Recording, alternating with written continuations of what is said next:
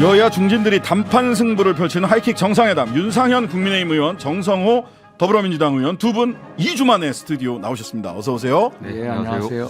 예, 오늘은 또 두 분이 넥타이를 정성호 의원님은 파란색으로 윤상현 의원님은 빨간색으로 다음에 한번 바꿔서 나와야 될 것 같습니다. 아 색깔 한번 바꿔서 매시겠습니까? 한번 바꾸고 조정하고 오겠습니다. 예, 알겠습니다.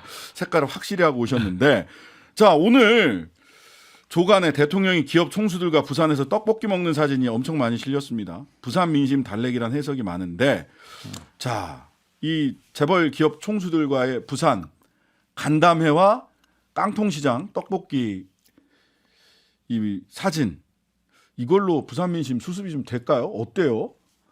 윤 의원님? 일단은 뭐 정부의 강력한 의지를 보여주지 않았나. 이제 사실 엑스포 유치라는 게 저도 그 참 잘 되기 힘들 거다. 네네 그렇게 라고 했는데 저 정도로 참패할 줄은 몰랐습니다. 예. 사실 결선 투표에 가면 무조건 이길 거다. 또 그 다음에 막판 접전이다 이런 보도를 49대 접하면서 51. 사실 우리가 기대를 많이 하고 그 허탈감이 예. 컸는데 그래서 저희 외통위에서도 항상 얘기한 게 정보력, 판단력, 외교력이 총체적 부실했다. 예. 그리고 너무 막판에 뛰어들어가지고 추격전에 한계가 있었다. 그래서 저는 얘기하기를 너무 우리가 이 희망적 사고에 너무 빠져 있었던 게 아니냐. 그러면서 당 내부적으로 우리 내부적으로 어떤 정확한 정보에 대한 객관적인 판단을 못하고 대통령의 국정 과제, 뭐 국정의 최고 관심사다 보니까 집단 사고에 빠진 거 아니냐 이런 식으로 얘기했는데 일단 대통령이 일단 수습을 네. 그 소식이 들리자마자 실패 소식이 들리자마자 9시간 지나서 바로 담화를 사과를 내셨죠. 했고요. 또 일주일 만에 또 이제 부산을 가서 부산 시민들한테 야 부산을 남부 거점 도시로 계속 키워나가겠다. 부산 is ready가 아니라 이제 부산 is beginning 해가지고 가덕도 신공하겠다. 부산 북한 재개발하겠다. 뭐 또 사안업은행 이전 문제 이런 거에 대해서 공약을 추진하겠다 해가지고 일단은 정부의 강력한 의지를 보여서 어떤 민심을 어느 정도 진정시키는 효과는 있을 거다 이런 보고 있습니다. 네, 정성호 의원님 어떻게 보셨어요? 뭐 결국 정부가 상황 판단을 잘못해 갖고 참패의 결과가 나오지 않았습니까? 네. 지난 17개월 동안 대통령 따라다니면서 대기업 총수들이 얼마나 고생 많이 했습니까? 지금 민생과 경제가 굉장히 어려운 상황이에요. 근데 어떤 그 경제 회복하는데 가장 중요한 역할을 해야 될 게 기업의 총수들인데 네. 제가 기업 관계자들 만나면은 총수들이 계속 해외 나가 있어 갖고 의사결정을 할 수가 없대요. 일을 하지 못한다고 얘기를 합니다. 네네. 계속 대기업들을 그렇게 괴롭혔는데 또 부산에 민심 수습한다고 또 대기업 총수들을 또 끌고 갔습니다. 저는 이런 거 안 했으면 좋겠어요. 대통령께서 늘 뭐 자유 시장 경제 얘기하면서 총수들을 일하게 내버려둬야지. 오히려 지난번 뭐 엑스포 때 그 총수들이 엑스포 때도 총수들을 데리고 나갈 게 아니라 정말 필요하다면 네. 실무자들을 더 일할 수 있는 사람들 끌고 가고 심실어 주는 게 낫을 것 같은데 네. 어쨌든 뭐 이번에도 또 부산에 가고 부산 시민들 희망 고문하는 거 아니겠습니까 사실은. 네. 저는 희망 뭐 고문이다. 예, 이게 뭐 바람직하지 않다고 보고 있고요. 어쨌든 이제는 대통령께서 정보를 좀 정확히 받아보고 상황 판단 바로 하시고 특히 기업인들과 함께 경제에 어떻게 하면 매진할 수 있는지 그런 거 고민했으면 좋겠습니다. 윤 의원님 엑스포 예. 관련해서 유치 비용으로 5,700억 정도를 넘게 썼다. 근데 예, 예. 여기에 ODA 예산 후불제 ODA 예산까지 하면 이게 규모가 더 커질 거다. 이제 이런 보도가 나왔어요. 근데 이제 5,744억 원이거든요. 예, 예. 그게 이제 작년하고 올해 엑스포 관련된 예산이 5,744억 원입니다. 그래서 이제 민당에서는 뭐 19표 얻으라고 그렇게 많은 돈 29표. 썼냐 뭐 이런 식으로 표당 한 뭐 200억. 그래가지고 그러는데 사실 이게 이 한 세 파트로 나뉘어집니다. 네. 그게 이제 소위 말해서 교섭 활동비 지원, 네. SOG 사업, 음. 또 뭐 해외 협력 사업 네. 이게 토탈 개념으로 그렇게 들어간 돈인가 보더라고요. 네. 5,744억. 네. 그런데 이제 우리가 대통령 순방 비용이 올해 얼마냐 하면은 엑스포 이 유치 전까지 합쳐서 570억. 570억. 570억. 그런데 MOU 체결을 한 게 570억 달러거든요. 음. 그래서 이 투자 대비 이 효용 어떤 효과는 엄청 높다라는 말씀을 드리고요. 일단 엑스포 유치 실패를 했으니까 대통령이 이제 대국민 사과를 했죠. 담화를 네. 통해서 사과를 했고 또 외교부 장관 현재 문책 중이죠. 아 문책입니까? 일단 문책 아니겠습니까? 아 이번에 경질되면 이제 문책성 경질입니까? 이제 문책성 경질. 아. 물론 이제 지금까지 박진 장관이 해오신 게 워낙 예. 이 윤석열 정부의 외교 안보의 근간을 짜온 주춧돌을 놓은 건 사실이거든요. 그런데 누군가는 책임져야 되는데 책임질 사람은 누구냐. 그래서 이제 총체적으로 외교부 장관이 책임지고 나가는 거 아니냐. 네네. 그래서 이거를 세세하게 따지다 보면은 네. 야 유치 실패했다고 따지고 올림픽 따지고 따지다 보면은 이게 예, 정성호 정쟁으로 의원님. 비화될 소지도 있고. 윤석열 그래서 정부가 예. 예, 예. 윤상현 의원께서는 박진 장관 문책 가능성도 얘기했지만은 네네. 한 번도 책임을 진 사람이 없어요. 네. 지난해 그 이태원 참사라든가 또 잼버리 참사 누구도 책임을 지지 않았습니다. 관련 장관들이. 예. 저는 이번에도 마찬가지예요. 이거는 국내의 참사가 아니라 국제적인 외교 망신이거든요.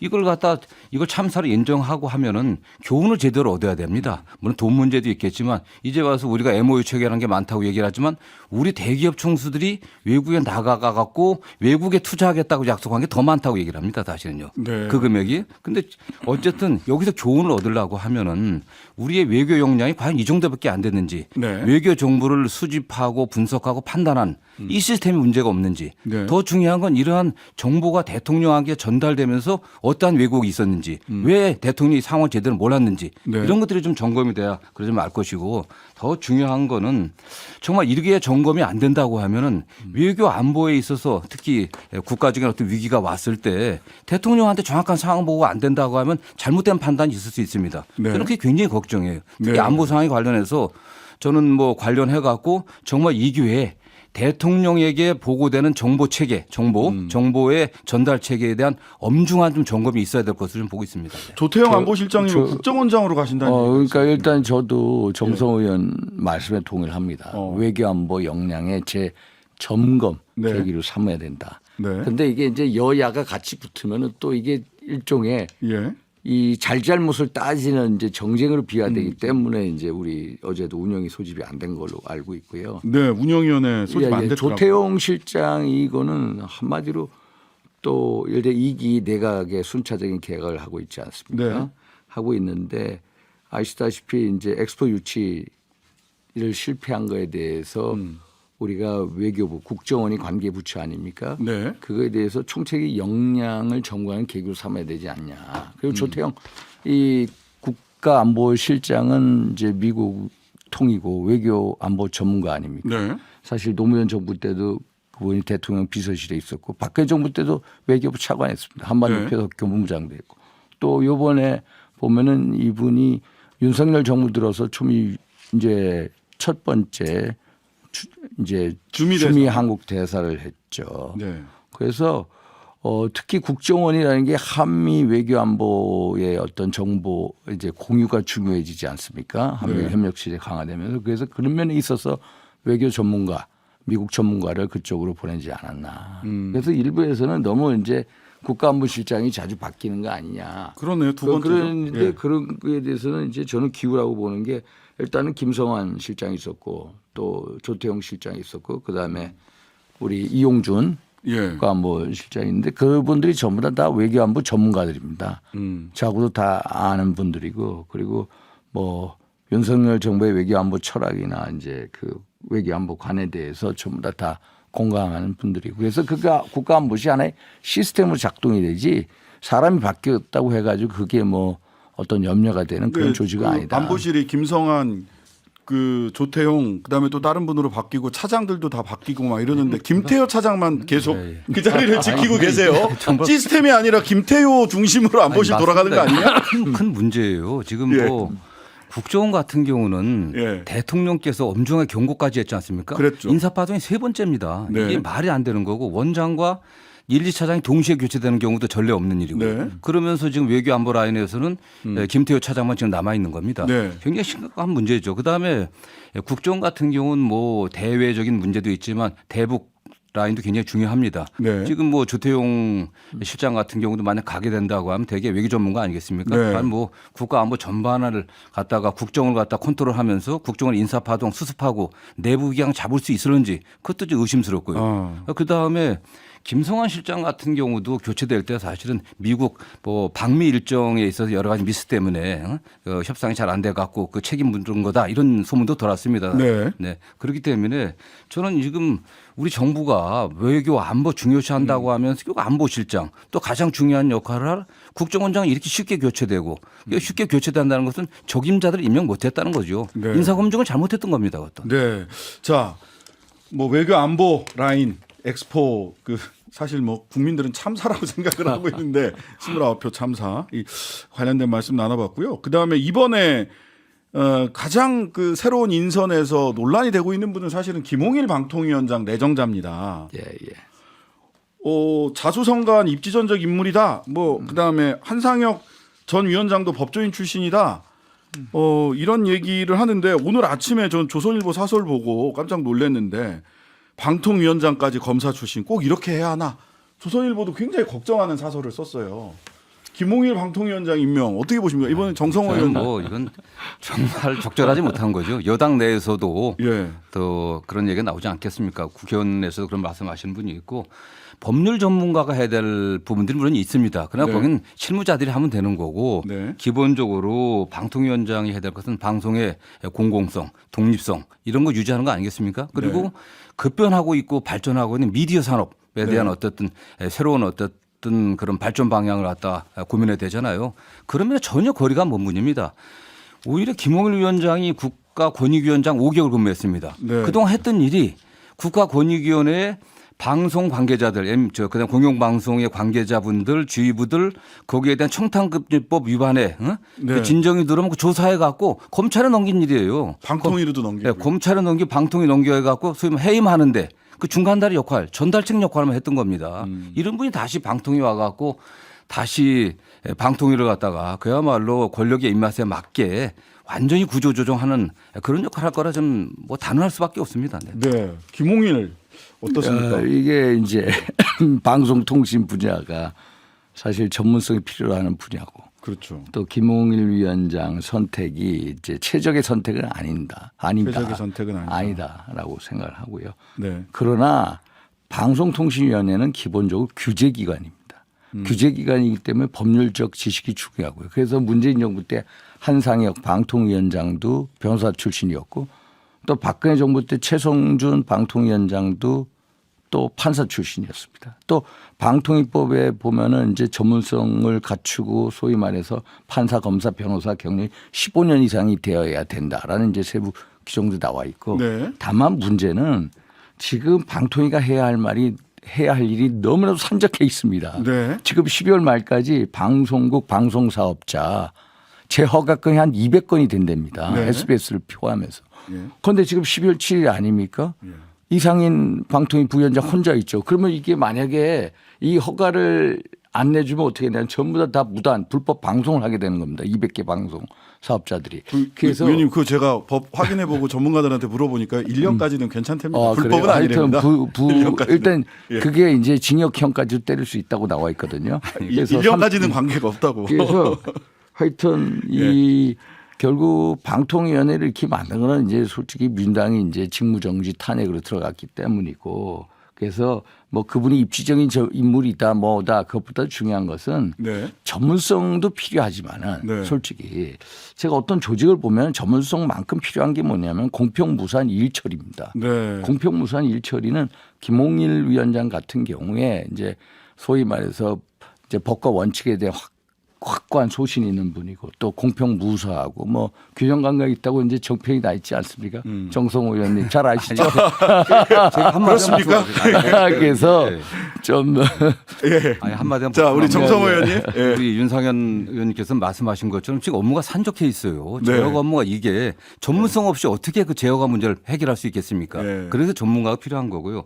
그다음에 한상혁, 최성준 전임 위원장들 보면 다 방송 전문가들이었습니다. 한상혁 위원장도 변호사 시절에 언론법에 굉장히 관심과 연구를 많이 했었고 소송도 많이 했었습니다. 네. 최성준 의원은 위원장은 판사 때 주로 언론 방송 또 전문가로 법원 안에 정평이 나 있던 분이거든요. 네. 김홍일 후보는 강력 특수통 검사입니다, 사실은요. 말하자면 조폭. 그럼요, 어떻게 하고. 잡던. 예, 그렇습니다. 중앙수사부장까지 지낸 분이기 때문에 저는 전혀 이건 빨리 진짜 방송계의 어떤 정상화를 위해 갖고 다시 지명 철회하는 게 올바른 아까 길이라고 조선일보 그 네, 사설 네, 말씀하셨는데 사설. 예, 굉장히 걱정해요. 조선일보 사설도 있지만 그 방점이 어디인지 우리 신 변호사 한번 보세요. 예.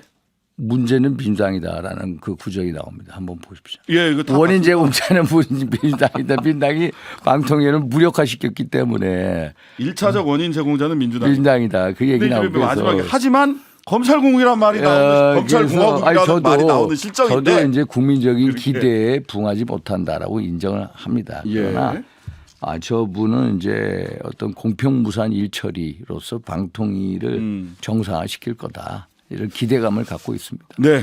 자, 한상혁 전 방통위원장님은 저희 MBC 최대 주주인 박문진 이사이기도 하셨습니다. 네, 예. 방통위원장이 되시기 전에. 경험이 많이 있으셨죠. 네. 자, 선거법 이거 협상 어떻게 되는 건지, 선거구 획정 어떻게 되는 건지 이게 좀 하나는 선거구 획정위원회에서 지금 선거구 획정안이 넘어왔는데 서울과 전북에서 한 석씩 줄이고 서울 노원에서 줄이는 거죠. 그 다음에 인천 경기에는 한 석씩 늘린다. 이걸 두고 국민의힘에서는 합리적이다. 민주당에서는 이거 비합리적이다. 이렇게 얘기하고 있거든요. 이거 왜 비합리적이라고 보시는 거예요, 정 의원님? 아니 그게 지금 뭐 인구수 대비해 갖고서 조정하게 된다고 하면은 네. 대구 달서구도 조정 대상이 돼야 됩니다. 네. 그런데 오히려 부천 선거 같은 데가 지금 4개에서 3개로 줄였고요. 네네. 그런 인구수 대비해서 상당히 문제가 있는 거고 그다음 선거구 선거구 네. 그의 어떤 경계를 지금 조정하는 경우에 그렇죠. 있어서도 제 지역구 같은 경우는 가장 대표적으로 게리맨더링이 되어버린 겁니다. 양주하고 동두천 연천 지역구를 갖다 동두천 연천이 하암 미달이 되다 보니까 네. 연천을 갖다가 전혀 생활권이 관계없는 포천 가평에다 갖다 붙였어요. 이런 식의 된 것들이 그냥 한두 개가 아닙니다. 한두 개가 아닙니까? 그냥 의석수 한두 개가 문제가 아니라. 예, 전적인 선거구 획정 자체가 굉장히 문제가 되고 있고. 야, 이거 문제가 그다음에 되겠는데요? 여야 간에 있어서 어쨌든 지금까지는 예. 뭐 영남, 호남 지역 여러 가지 균형을 맞춰줬거든요. 예. 어쨌든 간에 현실적으로 어느 특정 정당이 지지세가 강한 적이 있는 게 사실 아니겠습니까? 네. 그런 측면에서 여야가 균형을 맞춰왔는데 이번은 확실히 균형이 깨진 거죠 사실. 이게 이제 국회로 넘어오면 그- 한 번은 다시 돌려보낼 수 다시 있죠. 이제 이게 문제가 뭐냐면은 예, 윤상현 의원님. 이제 선거획정위원회라는 것은 중앙선거관리위원회 산하 독립적인 기구입니다. 예, 그렇습니다. 중립적인 기구입니다. 음. 그래서 이제 민당 의원분들이 보기에는 이제 편파적이다 하는데 편파적이라고 얘기하면 할수록 이제 선거획정위원분들에 대한 모욕이다. 네. 이게 편파적이라면 뭐 여당하고 짜고 치고 뭐 한 거 그런 뉘앙스를 주네 그런 건 절대 있을 수가 없다. 그리고 네. 이게 제가 보니까 선거획정위원회가 얘기하는 게 예를 들어서 경기도 저희가 있는 인천에는 인구가 늘었습니다. 네. 그래서 플러스 1 됐습니다. 서울 인구는 줄어서 네. 마이너스 1, 전북도 마이너스 1 됐는데 지금 우리 존경한 우리 정성 의원님께서 말씀하신 대로 이게 다른 시도에 있는 선거구하고 비교를 한다. 예를 들어서 강남구하고 부천하고 비교한다면 문제가 있는 것 같이 보이는데. 그렇죠. 강남구가 줄여야 될 것 같은데 부천이 줄었다. 이렇게 이걸 되는 거죠. 보면은 이 선거획정위원회 제가 이걸 보면서 느낀 거는 예. 그 구분 단위를 예. 광역시나 도 단위로 했지 어떤 선거구 단위로 이걸 짠 게 아니다. 전국 단위로 본 게 아니라. 전국 단위로 본 게 아니라 시도 단위로 봤기 때문에 이런 현상이 생기는 거고 그래서 일단 선거획정위원회가 중립 기관이기 때문에 그 의견을 존중해 줘야 된다. 네. 이것을 우리가 국회에서 다시 국회의원들이 마음대로 짜가지고 다시 보내고 그러면 이게 진짜 게리맨더링이 된다. 그래서 유불리를 따지 말고 중립적인 기관에 맡겨야 된다. 과거의 사례를 보면은 네네, 선거국정위원회에서 어떤 의견이 와도 네. 최종적으로는 국회 입법으로 이게 결정 나야 될 맞습니다. 상황이기 때문에 예. 정개특위에서 논의를 해야 될 것으로 보고 있고요.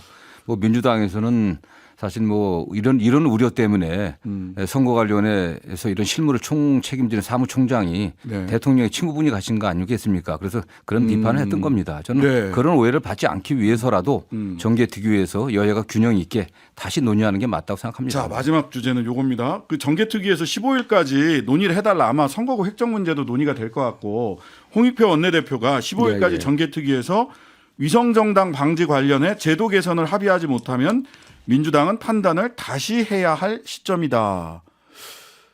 이러면 근데 국민의힘은 위성정당 방지 반대하고 있지 않습니까? 국민의힘은 일단 예. 위성정당이 지난 21대 예. 총선 때 적용되지 않았습니까? 네. 그때 선거법이라는 게 일종의 게임의 룰 아닙니까? 네. 여야 합의를 처리해야 되는데 그 당시 상황 한번 보십시오. 민주당이 단독으로 처리하지 않았습니까? 네. 그래서 이 게임의 룰 자체가 잘못됐다는 거고요. 어떤 위성정당이 창당이 됐다가 떴다방식으로 떴다방당처럼 네. 또다시 거대 여야당이 다시 흡수가 되고 합당이 되지 않았습니까? 네. 그래서 연동형제를 통한 위성정당에 대해서 원초적으로 반대한다. 병립형으로 가자. 그래서 병립형으로 가자. 병립형으로 가되 예를 들어서 권역별 예. 이렇게 예를 들어서 중부권, 북부권, 남부권에서 예, 예. 이렇게 세계 권역으로 가보자. 그래서 제가 듣기에는 그게 여야 원내수석 부대표하고 정개특위 간사가 최근에 만나서 이런 식의 어떤 모종의 합의가 있었던 걸로 보입니다. 그런데 민당 내에서 워낙 많은 분들이 이제 위성정 소위 말해서 연동형 비례대표제를 주장하다 보니까 지도부가 얘기를 못 하다가 요새 와서 이제 이재명 대표께서 뭐 멋지게 치면 그게 무슨 소용이 있냐 말씀하시고 홍익표 원내대표께서도 뭐라고 말씀하시냐면은 이제 약속이라는 게 바뀌어야 된다 해서 아마 바뀔 수도 있다. 병립형으로 아마 여야 합의가 될 것 같은 그런 분위기를 느끼고 있습니다. 전혀 되게 전혀 아닙니까? 여야 간의 병립형 예. 그 비례대표 특히 이제 권역별 비례대표에 관련된 모종의 합의가 있었다고 민주당이 말씀하셨는데 예. 전혀 사실무근입니다. 아, 그렇습니까? 예, 가능한 그 준연동형제 하에서 위성정당을 여야가 정책 합의를 통해 갖고 만들지 않기로 예. 그렇게 법안을 개정하고 하자는 게 민주당의 입장이고요. 네. 다만 이게 윤 의원님 말씀하신 것처럼 예. 여야가 합의하지 않으면 일방으로 통과시킬 수 없습니다. 이제는 네. 무관한 거기 때문에 네. 여야가 합의가 해야 되고 합의가 안 된다고 하면은 어쨌든 절충점을 찾아야 되지 않겠습니까? 네. 그런 과정에서 지금 그냥 여당 같은 경우는 위성정당을 만들겠다 공언하고 있고 이 제도가 유지된다면 위성정당. 네. 그럼 안 그러지 않으려면 병립형. 이렇게 딱 심플해요. 근데 만약 현행 제도로 해갖고서 위성정당을 만든다고 하면 지금 야당 성향 위성정당이 굉장히 우죽순으로 난립할 가능성이 굉장히 많습니다. 네. 그런 고민들이 있기 때문에 당 일부에서는 권역별 비례대표제 거기다가 속패율 이중 등록이 가능한 속패율 네, 제도를 네. 도입해 갖고서 합의할 필요가 있지 않냐 이런 주장도 있는 겁니다. 네. 어쨌든 또 우원식 의원은 소수 정당들이랑 비례 연합 정당을 만들자 이런 주장도 하고 계셔서 좀 15일 이후에 어떤 일들이 벌어지는지 좀 살펴봐야 될 것 같습니다. 오늘은 여기서 마무리하겠습니다. 두 분 감사합니다. 감사합니다. 감사합니다. 하루 종일 기다려지는 진짜 시사. 평일 저녁 6시 5분 신장식의 뉴스 하이킥.